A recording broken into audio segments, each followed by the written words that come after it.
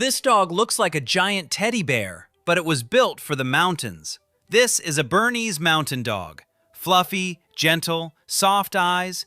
Looks like it belongs in a Christmas movie. Wrong. Bernese were bred in the Swiss Alps to pull carts, guard farms, and survive brutal winters.